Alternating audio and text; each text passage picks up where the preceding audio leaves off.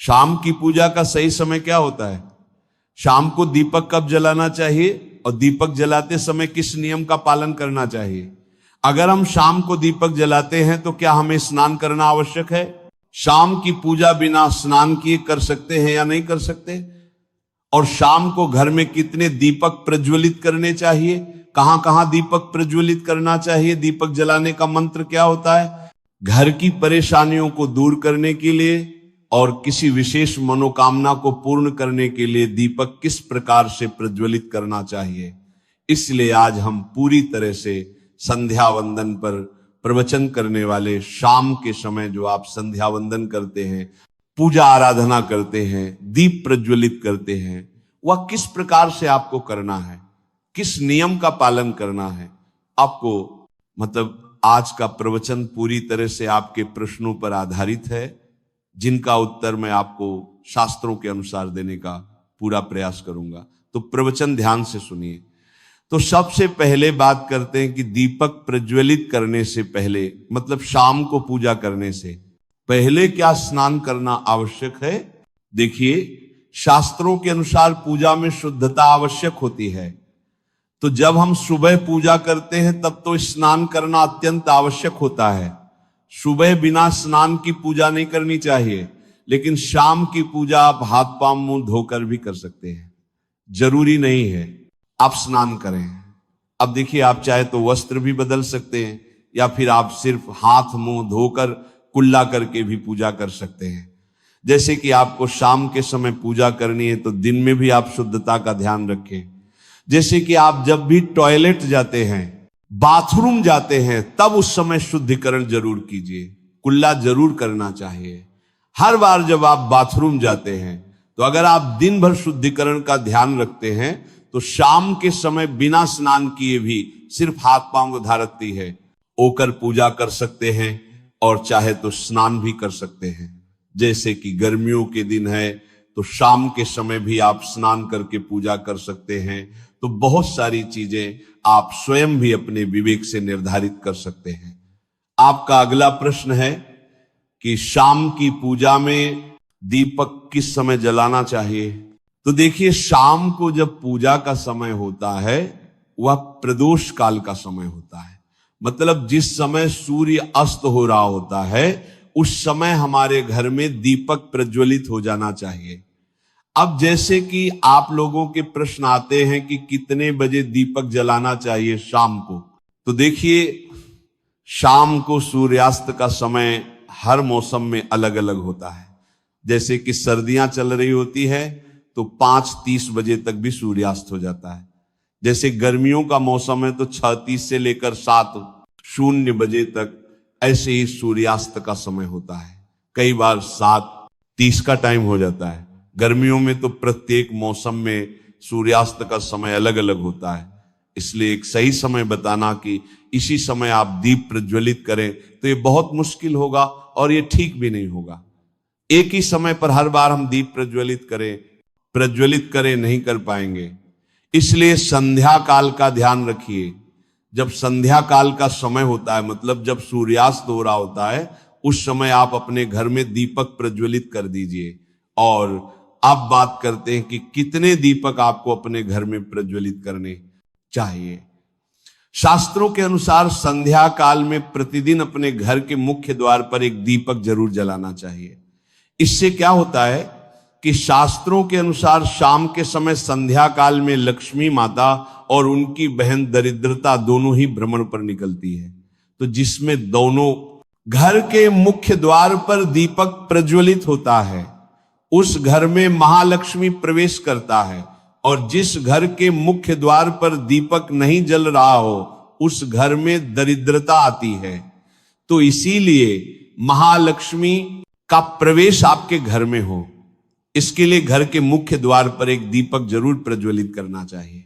और हाँ, घर के मुख्य द्वार पर जो दीप प्रज्वलित किया जाता है संध्या काल में, इसके बहुत सारे फायदे शास्त्रों में बताए गए हैं। शास्त्रों के अनुसार संध्या काल में जिस घर के मुख्य द्वार पर दीप प्रज्वलित होता है उस घर में किसी भी प्रकार की नकारात्मक ऊर्जा प्रवेश नहीं करती है।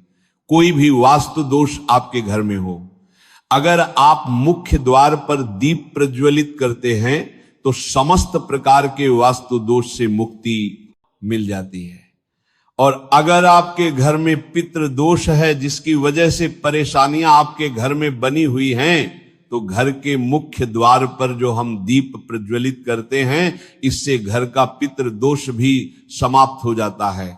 और इसके अलावा घर में किसी भी प्रकार की अशांति रहती हो या फिर आपके घर में बीमारियां बहुत रहती हैं, कलह रहता है, आर्थिक तंगी रहती है, तो घर के मुख्य द्वार पर हम दीप प्रज्वलित करते हैं तो समस्त प्रकार की परेशानियों से, दुखों से आपको मुक्ति मिल जाती है। इसीलिए घर के मुख्य द्वार पर दीप प्रज्वलित करना अत्यंत आवश्यक होता है। शास्त्रों के अनुसार घर के मुख्य द्वार पर एक दीपक अवश्य ही होना चाहिए। अब बात करें दूसरे दीपक की, तो दूसरा दीपक आपको अपने घर की तुलसी के पास प्रज्वलित करना चाहिए। शास्त्रों के अनुसार अगर शाम के समय संध्या काल में तुलसी की जड़ के पास अंधेरा रहता है, ऐसे घर में दरिद्रता का स्थायी वास बन जाता है। और जिन घरों में शाम के समय तुलसी के पास दीप प्रज्वलित किया जाता है, ऐसे घर में लक्ष्मी का वास होता है। श्री हरि विष्णु सहित महालक्ष्मी ऐसे घरों में वास करती है। तो आपको प्रयास करना चाहिए कि शाम के समय तुलसी के पास एक दीपक अवश्य प्रज्वलित करें।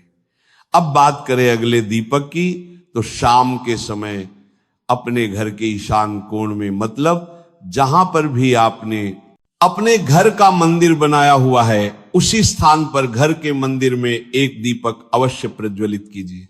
2-3 दीपक आपको प्रतिदिन जरूर प्रज्वलित करने चाहिए।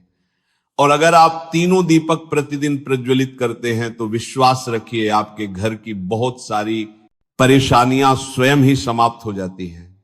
और अब बात करते हैं अगले प्रश्न के बारे में, जो आप लोगों के हमेशा प्रश्न आते हैं कि दीपक किस चीज से प्रज्वलित करना चाहिए?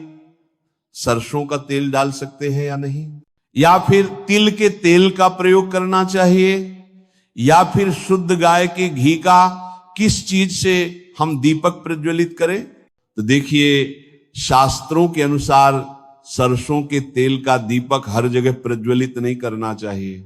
सरसों का तेल कड़वा तेल कहा जाता है, इस तेल का दीपक हम प्रज्वलित करते हैं। शनिदेव के लिए अगर आप दीप दान करते हैं शनिवार के दिन, तो आपको सरसों के तेल का दीपक प्रज्वलित करना चाहिए। और आप चाहे तो जैसे कि पीपल का वृक्ष होता है, वहां पर भी सरसों के तेल का दीपक प्रज्वलित करना चाहिए। या फिर भैरव देवता होते हैं, उनके लिए भी सरसों के तेल का दीपक प्रज्वलित किया जाता है।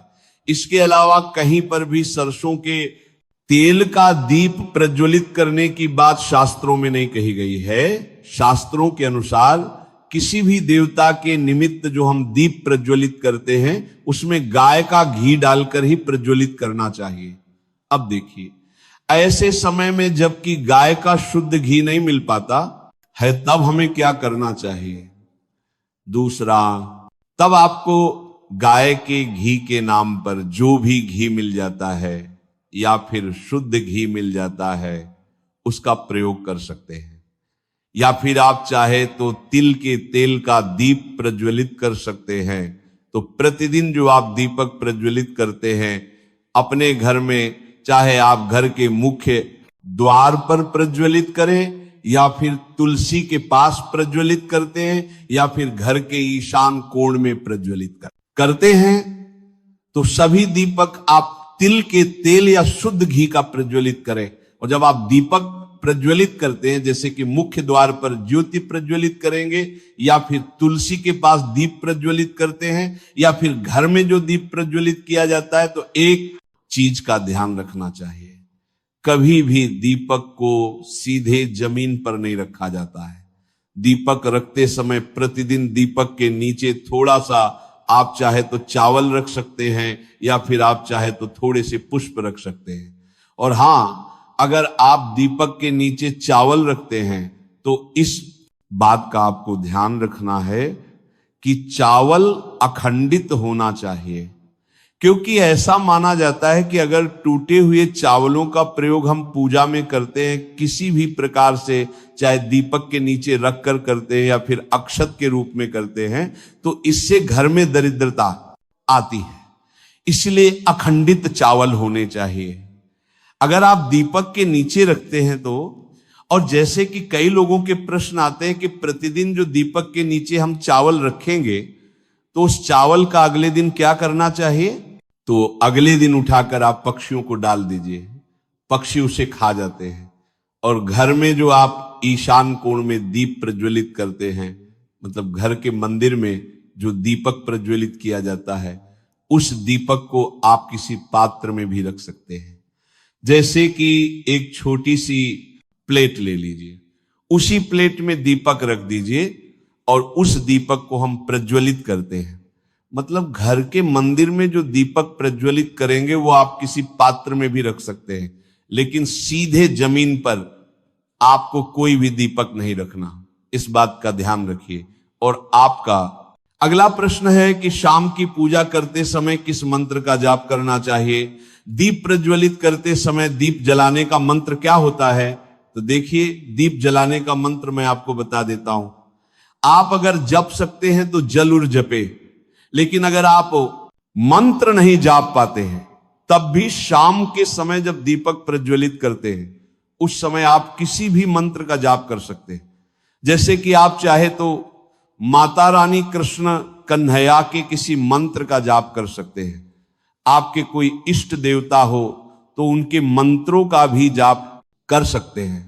दुर्गा चालीसा का, हनुमान चालीसा का पाठ करते हुए भी आप दीप प्रज्वलित कर सकते हैं।